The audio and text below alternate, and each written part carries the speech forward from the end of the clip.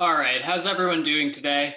So we've been playing Pokemon Insurgents for a lot of the games, a lot of the videos rather recently. Honestly, that's not really the only franchise that I pay attention to, right? Pokemon isn't the only franchise I pay attention to. I really enjoy playing games like The Legend of Zelda, Star Wars, Terraria, Stardew Valley. I'd like to share all of those as well. Get a little bit more variety on the channel too. Now that may push time back between Insurgents episodes as well, but honestly, I think that's a good thing because with all of the training that I'm going to need to do, all of the videos that I'm going to need to edit, it will start to slow down regardless at some point too. Now on the screen, you can actually see a tier list that I have done, and you notice that there are a lot of Legend of Zelda games. Now this is not a full Legend of Zelda tier list, and the reason why is because I haven't played or even watched all of the games in their entirety. I haven't played games like The Wind Waker, believe it or not, or Majora's Mask. Though I have actually watched Majora's Mask overall too, so maybe I'll put that in this list here as well. But essentially, I want to talk a little bit about this tier list as a whole. You can see that I have my S tier games, which are highest up out of all of the games that I have played or watched in The Legend of Zelda. And then you see my D tier, the bottom tier, everything in between as well. And so I want to talk a little bit about all of those actually. I want to talk a little bit more about why games like Four Swords and Triforce Heroes suck, and why I love games like Oracle of Ages and A Link Between Worlds. So I'm going to be talking about these in order. Leave a like if you are excited to hear me talk a little bit about the Legend of Zelda games. Again, tell you essentially just like a little synopsis of things like the story, tell you the things I like about the games versus the things that I don't like about the games as well. So hopefully that'll give you a good picture on what I'm sort of judging these games based off of. And of course, you're all entitled to your own opinion. So the only thing I ask is that you're respectful of it. I am curious on what your tier list would be for Legend of Zelda games in the comments. So go ahead and let me know about that. If you've played Legend of Zelda games, you can rank them from like 1 to 10 or do a tier list similar to mine. I'll link the tier list in the description so you can go ahead and just use the same template if you wish. Unfortunately, I'm not going to be playing any games just yet because I don't have any capture cards, and I'm definitely not going to be using emulators too. That's not something that it's not something that I really support at all. So yeah.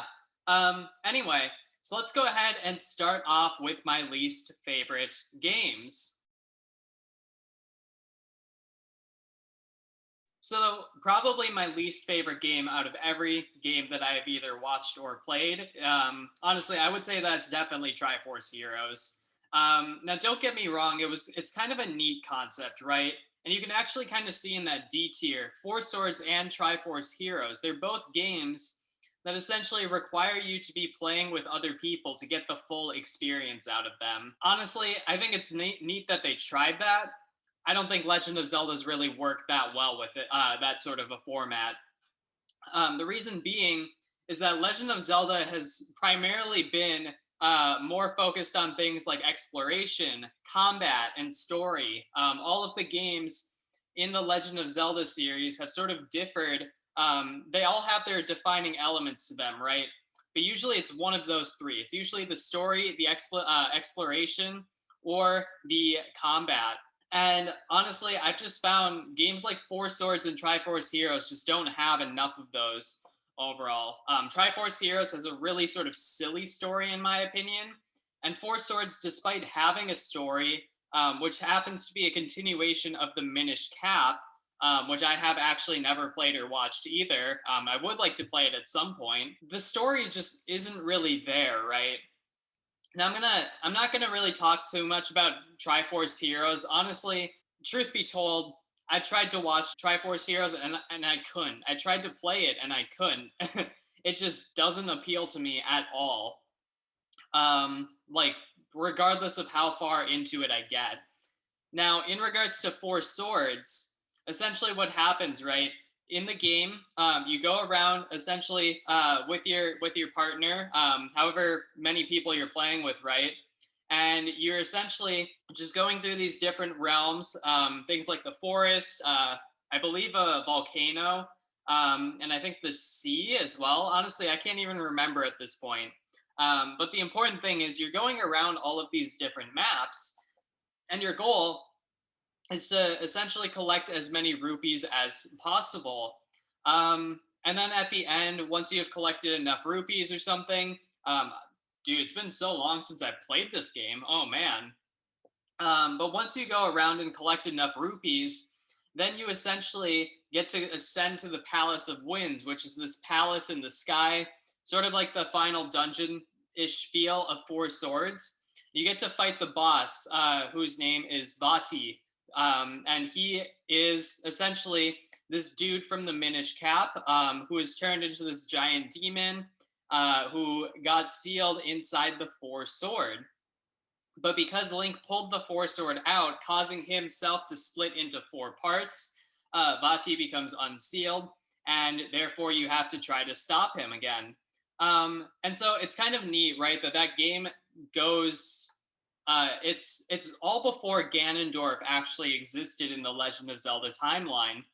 But the problem, of course, is that you need to play with people to get the full experience. And in that case, the story is greatly lacking.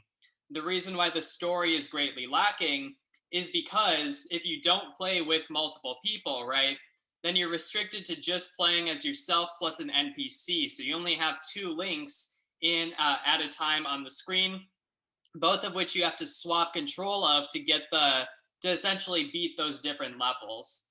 And so there's not really a story element that could work with that, right? And even with the maps too, there's almost no room for exploration because it's usually dead ends. And you're on a timer too. The faster you complete the maps, the bigger of a bonus you get as well. Four Swords, Triforce Heroes, they don't do the series enough justice, and that's why I'm not a fan of them. That's why they're both in the D tier.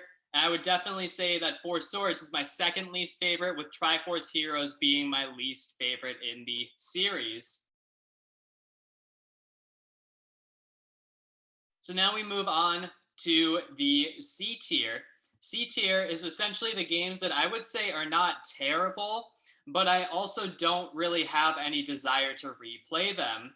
And you can see that that includes The Legend of Zelda, as well as Oracle of Seasons. And by replay them, I mean either play or watch them again, by the way. The Legend of Zelda, the original one, would be my third least favorite in the entire series. Now, I'll be honest, the game itself isn't all that bad for what it was, right?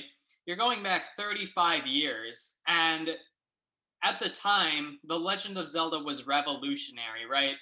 I just don't think that it's really withstood the test of time that much. Funny that we're talking about time.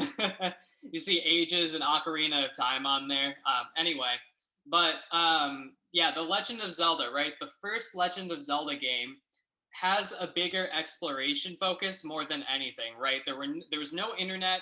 You couldn't search up where any of the dungeons are, how to beat them, things like that.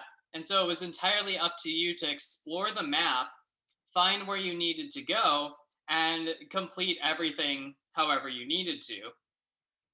So that is fine, right? That's honestly great. Like just being able to explore the world on your own, no sort of spoilers. It's not really clear what you're supposed to be doing, except, just sort of walking around and accomplishing things as you go. The game rewards you for exploring the entire world of Hyrule. And let me actually pull up that world of Hyrule. So this is what the map of the original Hyrule looks like, right? You start, I believe, at the bottom center, right where you see the word sword. And essentially, it's up to you to make your way around the entire world. There's almost nothing, there's almost no trace of civilization in the entire world. You see the graveyard, you see a couple of other things, right? There's a bunch of caves. There's a ton of caves, honestly. Things just hidden in bushes, even. And there's, lakes, islands, everything. So exploration wise, this map does a fairly good job of it. There's a couple of things. One being that I think that the game lacks direction too much. Being, you just set into this world and you're just set to go walk around. You don't have any idea what you're supposed to be doing necessarily unless you're familiar with the game already. And it's just a little bit sort of tricky in that regards. It's really tricky to sort of just get yourself immersed in the world as a whole. Like, I'm pretty sure Link, when he first set out on his journey in this game, didn't just fall out of the sky and start wandering around, wondering what the heck he's supposed to do, right? The sword is right there. I just feel like it's a little bit sort of tougher to sort of immerse myself in this world. Now, there are some really neat sort of hints and Easter eggs too, like the old men who give you hints on how to solve puzzles and all of the trees that form like arrow shapes and everything. So that's all pretty neat. But yeah, overall, I guess what I would say is that if there's anything that the original Legend of Zelda lacks, it's direction and story, without a doubt. And I also don't like how sometimes you need things from previous dungeons, or sometimes you need things that are like just so well hidden that you can't beat the game without it. Now, the entire purpose of the game is to go around to the 8 levels, collect Triforce pieces, and then go to Death Mountain, which I don't even know where it is on this map, honestly. Oh, yeah, it's right here, right at the top. You're supposed to go to Death Mountain and then beat Ganon and get the rest of the Triforce and rescue Princess Zelda. However, in level 9, for example, there is one item that you need to beat Ganon, and you cannot beat Ganon without it. That item is the Silver Arrow. So that's one of my issues with it, right? The Silver Arrow is completely hidden. Level 9 is a huge dungeon, and you don't need to visit all of the rooms to find Ganon. So if you miss that Silver Arrow, you literally cannot finish the game. You will die fighting Ganon, and you will have to restart at the beginning of level 9, which is going to be a pain to get through again, by the way. But honestly, I do think that it could have been improved a little bit. Maybe the Silver Arrow just makes the fight much easier. It's still well hidden, so so there's still incentive to explore if you want the fight to be a lot easier. However, that way, if you do miss the Silver Arrow, you go and fight Ganon. You're in for this really long, grueling fight, but it's something that is still possible to actually beat. And so I do think that in the age where there wasn't internet, that's definitely got to be a little bit sort of tricky for people to actually sort of finish as well. I mean, I certainly wouldn't be able to actually play this entire game in its entirety without the internet again. The first time that I played through part of it, I've watched it all, by the way, but when I played through part of it, right, I wasn't even able to get past level 6 without the help of the internet either. Level 6 is a nightmare by itself with the combat. The combat is brutal in this game. It's so unforgiving. Pros for the original Legend of Zelda: exploration by a long shot. Definitely the map that has the most secrets, the most things that are going to benefit you on your journey as you're going through. Cons: lack of direction, sometimes very, very difficult to solve mysteries, like needing the Silver Arrow to beat Ganon, it being an absolute necessity. And then after that, we head to the Oracle of Seasons. Oracle of Seasons and Oracle of Ages kind of intertwine together. You have to play them both to get the full story. And I'll talk about Oracle of Ages later on. But for Oracle of Seasons, itself, really the storyline is you get dropped into this world known as Holodrum. You wake up, you find this dancing girl, Din. This bad general kidnaps her, freezes her, sends the land into chaos where all of the seasons are out of whack. And of course, you have to go around the land of Holodrum, collect 8 essences, which will allow you to reach Onox's castle and then rescue Din, right? Kill Onox, rescue Din. And then after that, you can play the linked game with Oracle of Ages. Or if you've already played Ages, then you can get the full story with Seasons. I'm not going to comment on the Link story because that's very dependent on the game that you play, right? I mean, you can have Zelda appear in ages, you can have Zelda appear in seasons. It all depends on the order that you play. In regards to Oracle of Seasons, there's a couple of things that I think it did very well. First off, the seasons mechanic was really nice. Essentially, you're given this item called the Rod of Seasons after you find the first essence out of 8. For the next few levels, to reach the next few levels where those essences are hidden, like level 2 through 5, each time you get a new season that you can now control. So you essentially go around Holodrum, change the seasons at will using this Rod of Seasons. And that actually gives you a really good reason to backtrack because no matter what season you're at, when you change from, say, winter to summer or even spring to summer, you're going to experience very different landscapes for the entire world of Holodrum. And that was just incredible. You had so much reason to backtrack and try to find all of those different secrets. And it was great. What I think was lacking in Oracle of Seasons were the dungeons. Now, the dungeons themselves aren't terrible as a whole. It's a 2D Zelda game. Oracle of Seasons is a 2D Zelda game. So it's a lot of sliding tiles as you're walking through the world and as you're going through dungeons. I actually really like all of that overall. Oracle of Seasons is so much more combat oriented rather than puzzle oriented. And it reminds me a lot of the original Legend of Zelda in that respect, and not in a good way. Honestly, I get that Legend of Zelda, you're supposed to be this hero who's super strong with the sword and the shield and going around beating up bad guys, right?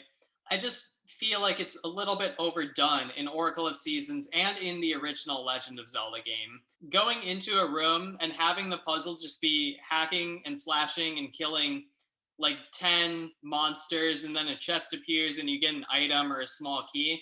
That's not really my thing. And so that's really the reason why I don't really like Oracle of Seasons anywhere close to as much as Oracle of Ages. I'm a much more puzzle oriented person. I'm actually going to talk about the dungeons for each of these games in separate videos too. I think that will make for sort of a nice little mini series where I essentially rate all of the dungeons of every game and talk about those a little bit more as well. Some of the dungeons in season were really well done, but things like the final dungeon in Oracle of Seasons was a complete letdown. Onox's castle is essentially just a straight line where you're fighting all of these previous bosses and other monsters, and I'm not really a fan of that. Some of the dungeons, again, were really good. There were some really neat sort of puzzle aspects to some of them, some neat items, some neat enemies, things like that, neat concepts overall.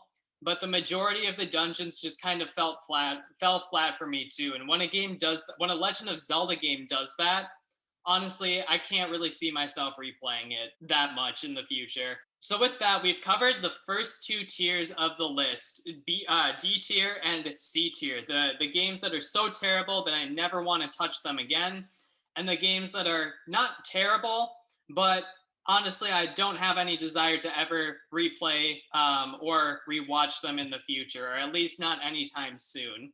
So in the next video, we're going to finish off the A tier for sure. Maybe we'll touch on the S tier. I think the S tier is probably going to need its own video as a whole, given how different each of the games in there are. So thanks so much for watching, everyone. Again, leave a like if you have enjoyed this video. Let me know your thoughts in the comments below. Go ahead and post your ratings of every Legend of Zelda game that you have played, either through a tier list or on a 1 through 10 scale, because I'm curious to know your thoughts on all of these as well. So until next time, have a great rest of your day, everyone.